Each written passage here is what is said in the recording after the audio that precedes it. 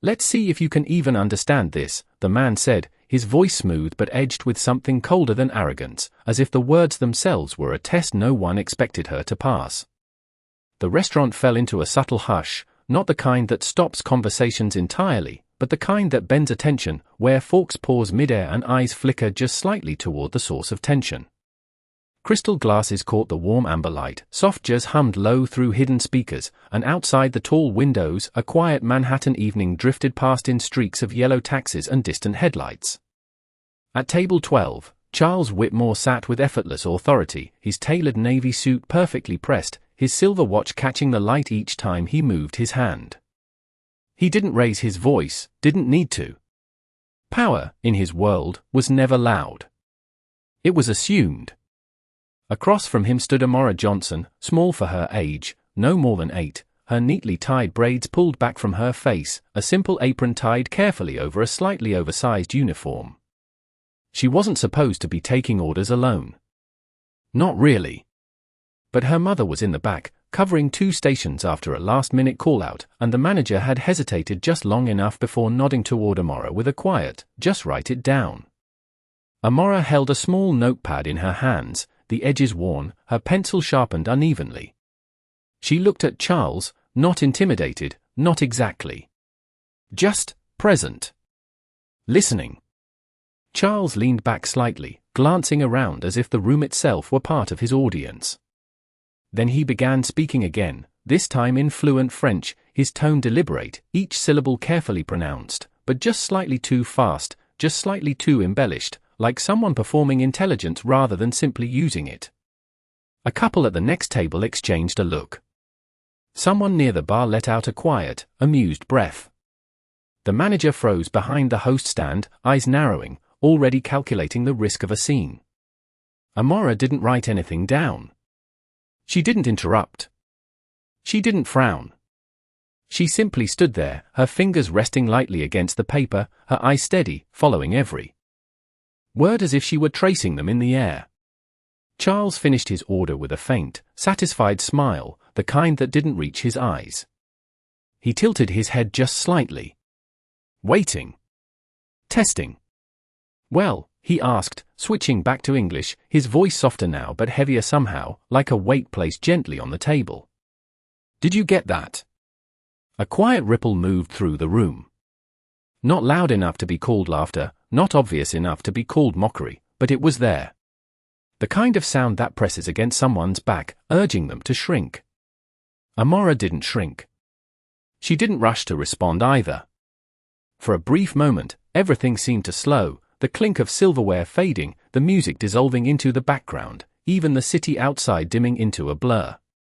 She looked down at her notepad, then back at Charles, her expression thoughtful, almost curious.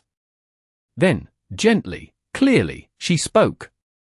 "Sir," she said, her voice calm, steady in a way that didn't belong to someone her size, "would you like the dish you just described, or the one you actually meant?" The words didn't land all at once. They settled, like dust in sunlight, quiet but impossible to ignore. Charles blinked. Just once. Subtle. Almost invisible. But it was enough. Around them, the air shifted. Not louder, not dramatic, just different. As if something invisible had tilted, ever so slightly, and no one could quite name it yet. Amora remained still, her small hand holding the pencil, her posture unchanged, her gaze steady, not challenging, not defiant, just certain. And for the first time since he had spoken, Charles Whitmore did not immediately have the next move. Charles did not answer right away, and that silence, brief as it was, stretched across the table like something alive, something watching, something waiting to see who would move first.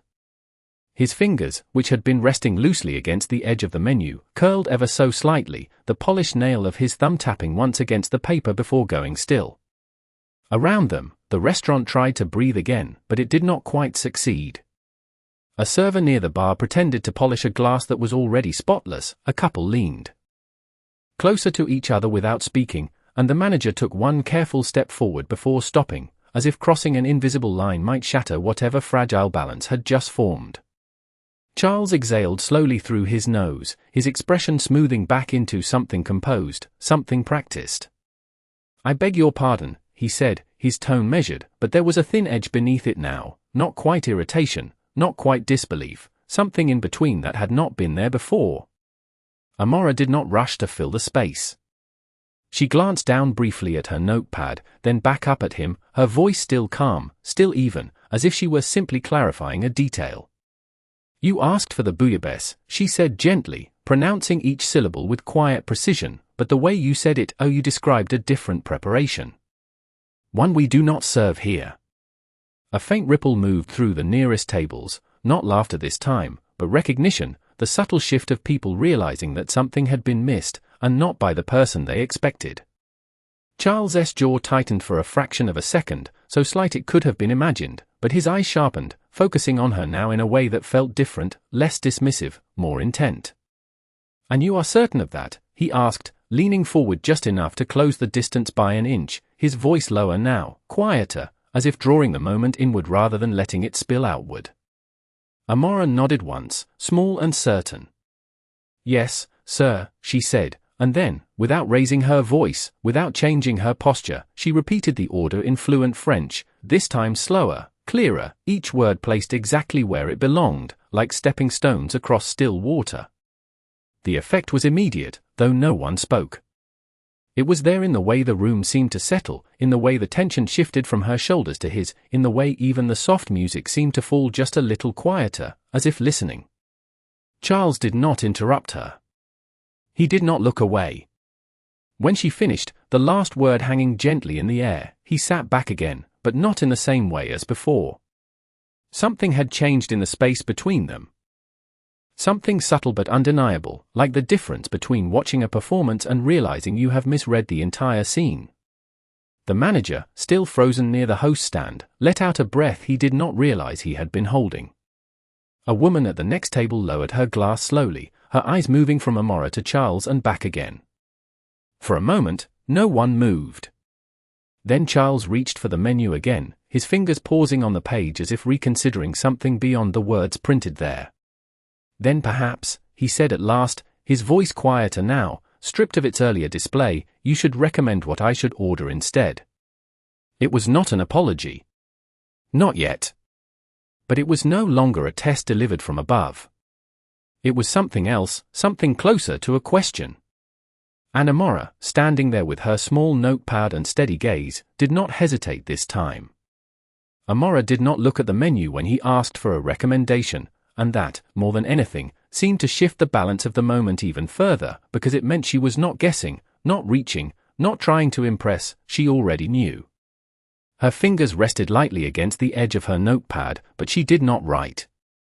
Instead, she spoke with the same calm clarity, as if the answer had been waiting long before the question arrived. "If you prefer something close to what you described," she said, her voice steady and warm without being overly familiar, "our chef prepares a coastal seafood stew with saffron and fennel. It is lighter than the traditional version, but the flavors are balanced. It is one of the most requested dishes here." Charles watched her closely now, not the way someone watches a server, but the way someone studies a detail they cannot quite place. His eyes flicked briefly toward the menu, then back to her, as if testing whether she would change her answer, soften it, adjust it to match what he expected. She did not. The room around them seemed to lean in again, quieter this time, more focused, as if the earlier tension had not disappeared but transformed into something sharper, something more deliberate. A glass clinked softly somewhere behind them, and the low hum of conversation resumed in fragments, but it no longer carried the same careless tone. Charles folded the menu closed with a soft, deliberate motion, placing it neatly on the table. "And you are certain that is what I meant?" he asked, his voice no longer carrying the same performative weight, but still searching, still probing for something unseen. Amora nodded once, her expression unchanged. "Yes, sir," she said. "Because you described the ingredients correctly. Just not the name." There was no accusation in her voice, no correction sharpened into embarrassment, just a simple statement, offered as fact. That was what made it land. Charles's gaze held hers for a moment longer, and then something subtle shifted again, something quieter than before, almost private. His shoulders eased, just slightly, as if a tension he had not noticed was beginning to loosen. "Very well," he said after a pause, his tone measured but different now, less distant, less certain of its own superiority. "I will take your recommendation." Amara gave a small nod, writing it down now with careful strokes, the pencil moving steadily across the page. "Yes, sir," she replied. "And would you like anything to drink?" The question was simple, routine, the kind asked 100 times a night, but in that moment it carried a different weight, as if it marked a quiet reset, a shift from confrontation to something more human. Charles glanced briefly at the wine list, then back at her. "What would you suggest?" he asked again, and this time there was no hint of challenge in it, only curiosity. Amara considered for a second, then answered without hesitation. "A dry white wine would pair best," she said. "Something crisp, not too heavy, so it does not overpower the broth." She paused, then added, "We have a California blend that works well. It is not the most expensive, but it is balanced." The honesty in that last sentence hung in the air, unexpected and unpolished, and for a moment, Charles almost smiled, though it did not fully form. "Then bring me that," he said quietly. Amara wrote it down, her small handwriting neat and careful, then looked up again. "I will have that right out for you," she said. She turned to leave, her steps light but steady against the polished floor, and as she walked away, the room seemed to release a breath it had been holding since the moment Charles first spoke. Conversations resumed, silverware moved again, the music drifted back into place, but something had changed, something subtle but lasting. At table 12, Charles Whitmore sat back in his chair, his gaze following the small figure as she disappeared toward the kitchen, and for the first time that evening, he was not thinking about how he had been seen, or what he had proven, but about something far simpler, far more unfamiliar. He was thinking about being corrected, and not feeling diminished, but seen. The kitchen doors swung open with a soft push, and a wave of heat, steam, and layered voices wrapped around Amara as she stepped inside, the quiet tension of the dining room replaced by the steady rhythm of movement, clinking pans, and low, focused urgency. Her mother stood near the prep counter, sleeves rolled up, carefully plating a dish with practiced hands, her expression calm but intent, the kind of focus that came from years of doing more than one job at once without ever letting it show. She glanced up as Amara approached, her eyes softening just for a second before returning to the plate. "You okay?" she asked quietly, not stopping her hands. Amara nodded, placing the small notepad beside the order rail. "Yes," she said, her voice steady, though her fingers lingered on the edge of the paper for just a moment longer than usual. Her mother noticed, of course. She always did. "Table 12, she asked, already knowing the answer. Amara gave a small nod. "He wanted something else," she said simply, choosing her words carefully, not adding anything unnecessary, not taking anything away. Her mother paused just long enough to look at her again, really looked this time, then gave a small, approving nod. "All right," she said. "Then we give him something better." The words were simple, but they settled into Amara's chest like something solid, something grounding. She picked up the glass for the wine, careful with her grip, the cool surface smooth against her fingers, and turned back toward the dining room. As the door swung open again, the noise softened, the light shifted, and the world outside returned to its measured elegance. Table 12 was exactly where she had left it, but it did not feel the same anymore. Charles Whitmore sat with his hands loosely folded, his posture still composed, but no longer rigid, his gaze no longer scanning the room for attention, but fixed quietly on the space in front of him, as if something had drawn his focus inward. When Amara approached, he looked up immediately, not with impatience, not with expectation, but with awareness. She placed the glass gently on the table, the soft sound of it meeting the linen precise and controlled, then poured the wine with steady hands, the pale liquid catching the light as it filled the glass halfway. "Your wine, sir," she said. Charles watched the motion, not the glass, not the bottle, but her hands, the way they did not shake, the way they moved with quiet certainty. "Thank you," he said, and the words came out differently this time, not as a formality, but as something meant. Amora gave a small nod and stepped back just enough to give him space, her posture relaxed but attentive. He lifted the glass, swirling it once, the scent rising faintly, and then took a small sip. He paused, just for a second, then set the glass down again, his fingers resting lightly against the stem. "You were right," he said, almost to himself, though his eyes remained on her. It was not a grand statement, not loud enough for anyone else to hear, but it carried a weight that filled the space between them. Amora did not smile, did not react beyond a simple, respectful acknowledgement. "I am glad it suits you," she replied. There was a brief silence, not uncomfortable, not tense, just present. Then Charles spoke again, this time more slowly, as if choosing each word with care. "Where did you learn that?" he asked, his tone curious, but gentle, as if he were asking about something fragile, something that required respect.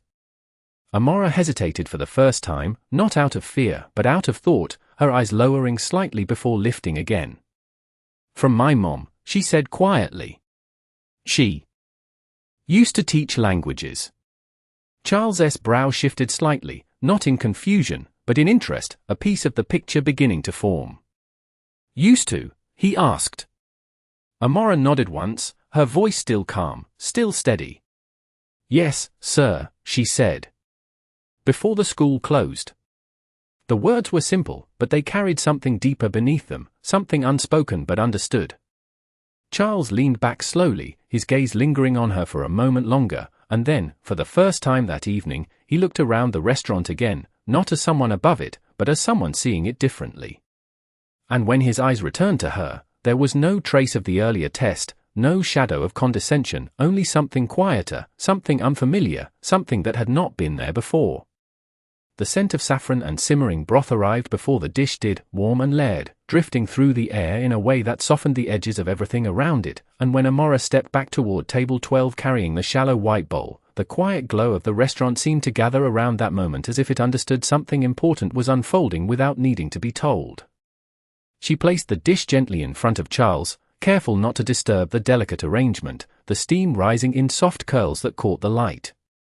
"Your entree, sir," she said, her voice steady, respectful, unchanged.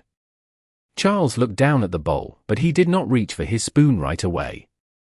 His eyes moved slowly over the details, the golden broth, the fresh herbs, the precise placement of each piece of seafood, as if he were seeing more than just a meal.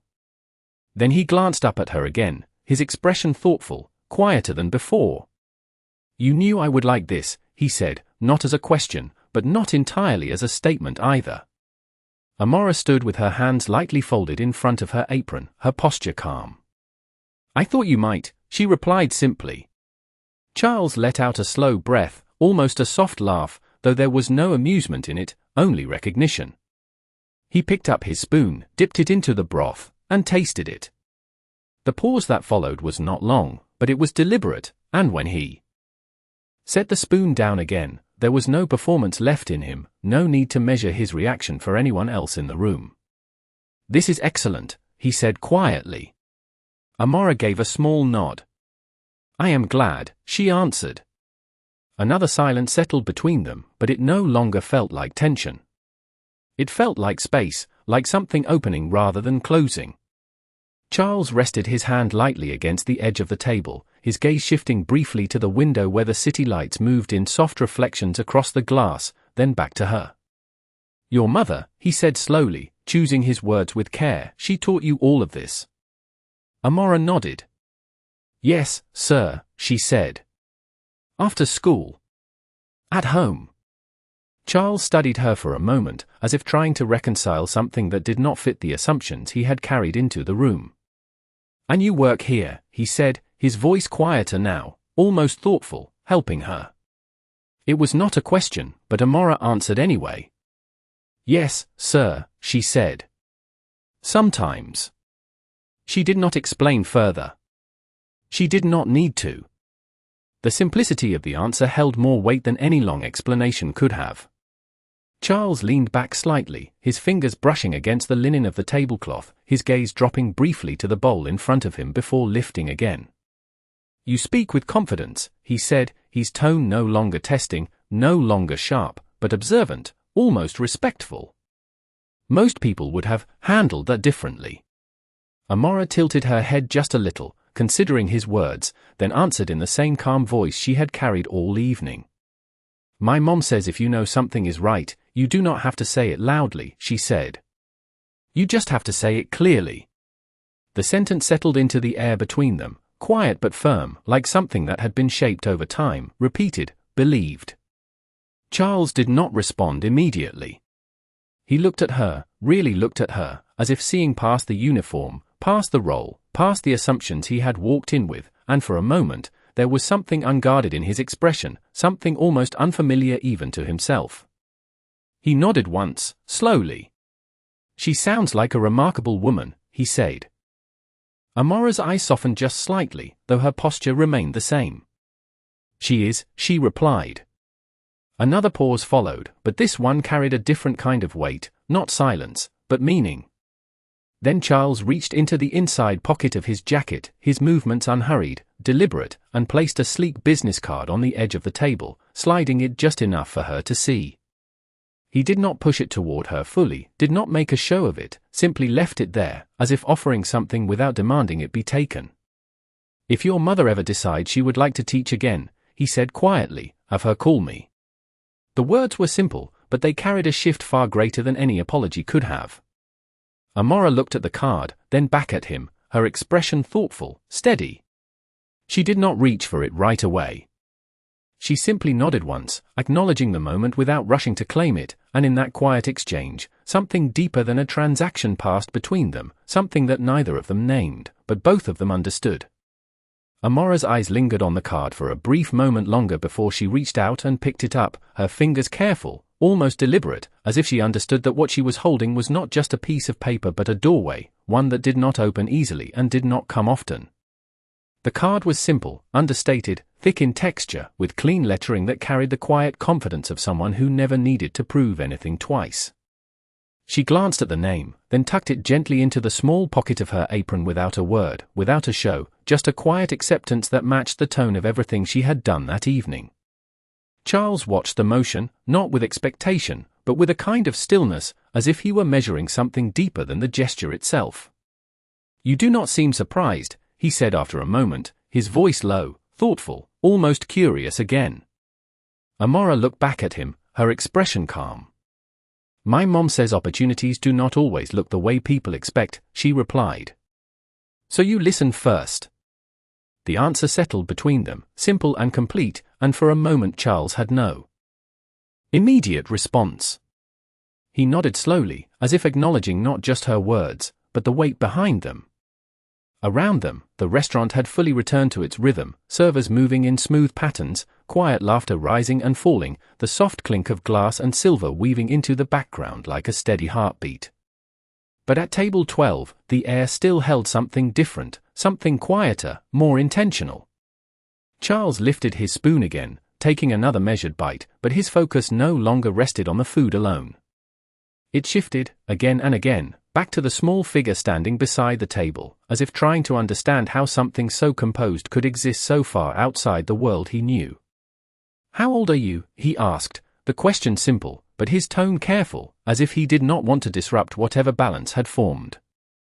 8, sir, Amora answered. Charles blinked once, the number settling in with a quiet weight. 8, he repeated softly, almost to himself, then let out a slow breath. And you carry yourself like someone much older. Amora gave a small, almost shy shrug, though her gaze remained steady. My mom says I just pay attention, she said. That answer, more than anything, seemed to land in a way Charles did not expect. He leaned back slightly, his fingers resting against the edge of the table as he studied her again, not with scrutiny, but with something closer to respect. Attention, he echoed, as if the word itself held a meaning he had overlooked for a long time. A brief silence followed, and then, without quite planning to, he spoke again. Do you enjoy learning languages? He asked. Amora's eyes lit, just slightly, the first visible spark of something like excitement breaking through her calm composure. Yes, sir, she said. Very much. Charles noticed the change immediately, subtle as it was, and something in his expression softened in response. Which ones do you know? He asked. Amora thought for a moment, then answered carefully. English, of course, she said. Some French. A little Spanish. And I am learning Italian. Charles's brow lifted slightly, not in disbelief, but in quiet admiration. At 8, he said. That is uncommon. Amora gave a small nod. My mom says languages are like doors, she said. If you can open them, you can go places. The words were simple, but they carried a quiet certainty that made them feel larger than they were. Charles looked at her for a long moment after she finished speaking, and something shifted again inside him, something deeper than curiosity now, something closer to reflection. He glanced down at the business card she had already tucked away, then back at her. And where would you like to go? He asked, his voice softer than it had been all evening. Amora hesitated, just for a second, not because she did not know, but because she was choosing how to say it. Anywhere I can learn more, she said finally. Anywhere that lets me keep going.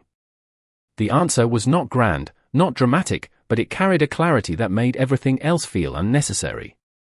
Charles nodded slowly, his gaze steady, his expression no longer guarded. That is a good place to start, he said. And for the first time that evening, the words did not feel like something said from above, but something shared, level and real, between two people who, just an hour ago, had stood on completely different sides of the same room. The conversation might have ended there, quietly, respectfully, like so many brief exchanges that fade into the rhythm of a busy evening, but something in the way Charles remained seated, his attention no longer drifting, suggested that the moment was not finished yet. He did not reach for his phone, did not glance around for distraction, did not signal for the check as someone accustomed to control might have done. Instead, he sat with a stillness that felt intentional, as if he were allowing something unfamiliar to unfold without rushing it forward. Amora noticed, though she said nothing.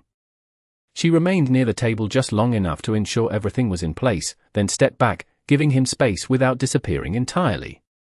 It was a balance she understood instinctively, one her mother had taught her without ever needing to explain it in words. Charles took another slow sip of his wine, then set the glass down with care, his gaze shifting briefly toward the kitchen doors before returning to her. Does your mother know you handle customers like this? He asked, the question gentle, but layered with something more than simple curiosity. Amora considered it for a moment, her fingers resting lightly against the edge of her apron. She knows I try my best, she said. And she trusts me. There was no pride in her voice, no attempt to impress, just a quiet certainty that seemed to carry its own weight. Charles nodded once, as if that answer alone explained more than he needed to ask. Trust, he repeated softly, almost as if testing the word itself. That is not something people give easily. Amora tilted her head slightly. My mom says you give it first, she replied. Then people decide what to do with it. The simplicity of that thought lingered in the air, and for a moment Charles did not speak. His eyes drifted again, not to the room this time, but inward, as if something in her words had reached a place he had not visited in a long time. When he looked back at her, there was a shift in his expression, subtle but clear, like someone who had just realized that the rules he lived by were not the only ones that worked. And you, he said slowly, you trust people that easily. Amora gave a small shrug, her gaze steady. Not easily, she said. But I try to be fair. Charles let out a quiet breath, almost a soft laugh, though there was no humor in it, only recognition. Fair, he echoed. That is rarer than you think. The restaurant continued around them, plates arriving, conversations rising and falling, the steady hum of a place that never stopped moving, yet at table 12, time seemed to hold a different rhythm, one that did not rush, did not press, did not demand. Charles reached again into his jacket, but this time he did not pull out another card. Instead, he withdrew a small, folded piece of paper, worn at the edges, something that did not match the polished image he carried so easily. He looked at it for a moment before placing it on the table beside his glass. My father used to say something similar, he said, his voice quieter now, more personal than it had been all evening. About fairness. About listening before speaking. He paused, his fingers resting lightly against the paper, as if the memory itself required care. I did not always follow that advice. Amora did not interrupt. She did not ask questions. She simply listened, the way she had all evening, with a kind of attention that did not demand anything in return. Charles glanced at her again, and for a brief moment, the distance between who he had been when he walked in and who he was now felt visible, tangible, like two versions of the same person standing on opposite sides of the same table. But I think, he added slowly, I am starting to remember why it mattered. The word settled into the space between them, quiet but firm, and Amora gave a small nod, not as approval, not as agreement, but as acknowledgement. And in that simple exchange, something deeper than a lesson passed between them, something neither of them named, but both of them carried forward, quietly, as the evening continued around them. The folded paper remained on the table, quiet and unassuming beside the glass of wine, and for a moment it seemed to carry more weight than anything else in the room, not because of what it was, but because of what it represented, something personal, something rarely placed in open view. Charles did not touch it again right away. Instead, he sat with his hands loosely clasped, his posture no longer defined by control but by presence, as if he had stepped out of the role he usually carried and into something far more honest. Amora noticed the shift, not in a dramatic way, but in the small details, the way his shoulders no longer held tension, the way his gaze no longer scanned for advantage, the way his voice had softened into something that did not need to dominate the space. She remained where she was, attentive but unintrusive, her quiet understanding guiding her more than any instruction ever could. You listen differently, Charles said after a while, his voice low, thoughtful, as if he were speaking a realization out loud rather than asking a question. Amora tilted her head slightly, considering his words. I try to hear what people mean, she replied. Not just what they say. The answer landed gently, but it settled deep, and Charles nodded slowly, as if something in that idea connected to a place he had not visited in years. That is a rare skill, he said. Most people only hear what they expect. Amora gave a small shrug. My mom says expectations can be loud, she said. So you have to listen past them. For a moment, neither of them spoke. The restaurant moved around them, the soft rhythm of service continuing without interruption, yet the space at that table felt separate, like a quiet pocket carved out of the evening. Charles glanced down at the folded paper again, then finally reached for it, his fingers unfolding it carefully, revealing a handwritten note, the ink slightly faded, the line simple and uneven, as if written long ago. He looked at it for a moment, then, without quite planning to, turned it slightly so Amora could see. He wrote this for me when I was about your age, he said, his voice softer now, carrying something closer to memory than explanation. The note was short, just a few lines, but the words were clear, written in careful script. Listen first. Speak with purpose. Treat people with dignity, not position.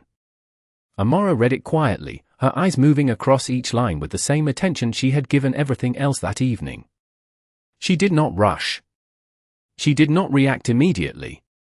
When she looked back up, her expression remained calm, but there was a quiet understanding in her gaze, as if she recognized something familiar in those words. That sounds like good advice, she said. Charles let out a small breath, almost a quiet exhale of acknowledgement.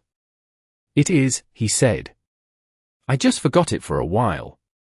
The admission was simple, but it carried a weight that did not need to be emphasized. It hung there, honest and unguarded, and for a moment, the distance between who he had been at the beginning of the evening and who he was now felt almost visible, like a line drawn and then quietly crossed. Amora nodded once, not judging, not correcting, simply accepting the truth as it was offered. My mom says remembering is what matters, she said. Everyone forgets sometimes. Charles looked at her, really looked this time, and there was something in his expression that had not been there before, something softer, something steadier, something that did not need to prove itself. You and your mother, he said slowly, you seem to understand things most people spend a lifetime learning. Amora's lips curved just slightly, not into a full smile, but into something warmer than before. We just pay attention, she replied. Charles nodded again, his gaze steady, and then he carefully folded the paper back along its worn lines, placing it once more beside his glass, but this time it did not feel like something set aside. It felt like something returned. The moment lingered quietly, not dramatic, not loud, just real, and as the soft music continued and the city lights flickered beyond the windows, it became clear that what had started as a test had become something entirely different, something neither of them had planned, but both of them understood without needing to say it. The evening had settled into a quieter rhythm by the time Charles finished his meal, the soft glow of the dining room deepening as the crowd began to thin, conversations lowering into more intimate tones, the clinking of glasses less frequent, more deliberate. At table 12, the bowl in front of him was nearly empty, only a trace of saffron-colored broth left behind, and for a moment he sat there, not reaching for the check, not signaling for attention, simply taking in the stillness that had replaced the tension he had carried in with him. Amora returned once more, her steps light, her presence calm as ever, stopping just beside the table with the same quiet attentiveness that had defined her from the beginning. "Was everything all right, sir?" she asked, her voice steady, unchanged, as if the entire evening had not shifted something deeper beneath the surface. Charles looked up at her, and this time there was no hesitation in his expression, no distance left to bridge. "It was more than all right," he said, his tone clear, sincere in a way that did not need emphasis. "Thank you." The words lingered, simple but complete, and Amora gave a small nod, accepting them without surprise, without embellishment. She placed the check gently on the table, the thin folder resting neatly beside the folded paper and the empty glass. Charles glanced at it briefly, then reached inside his jacket, pulling out his wallet with the same unhurried precision he had carried all evening, but when he opened it, his movement slowed just slightly, as if he were considering something beyond the routine of payment. He removed a card, placed it inside the folder, then paused. His eyes moved to the small pocket of Amora's apron where his earlier card now rested, and then back to her. "Amora," he said, using her name for the first time, his voice quiet but intentional. She looked at him, her expression attentive. "Yes, sir." He closed the folder gently, then placed it back on the table, his hand resting over it for a brief moment before pulling away. "Make sure your mother calls me," he said. "Not because she needs help, but because she has something worth sharing." The distinction was subtle, but it carried weight, and Amora seemed to understand it immediately. She nodded once. "I will tell her," she said. Charles gave a small nod in return, then stood, adjusting his jacket with a smooth motion, but there was no trace of the earlier performance in it, no silent announcement of status, just a man preparing to leave.